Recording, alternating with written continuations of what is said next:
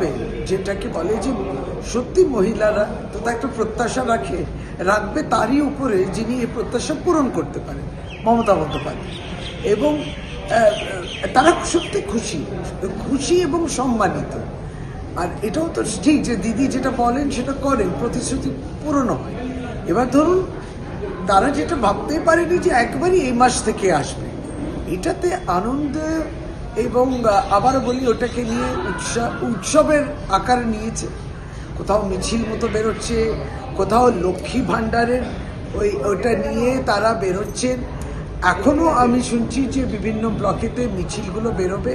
একবারই স্বতঃস্ফূর্ত ভালোবাসা, আনন্দ প্রকাশ ছিল না। জানুয়ারি মাস অব্দি পেমেন্টই করার ছিল এবং এবারে ফেব্রুয়ারি মাসে বাড়তিটা গেল।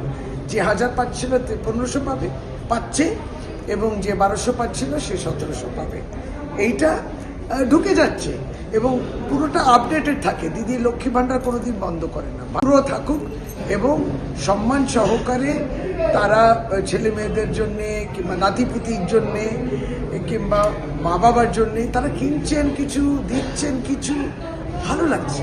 অপোজিশন যে আমাদের কাছে ইতিমধ্যে বিভিন্ন দুয়ারে সরকার আপনি দেখবেন প্রায় 20,62,000 জমা ছিল, ওইগুলোও খুলে গেল।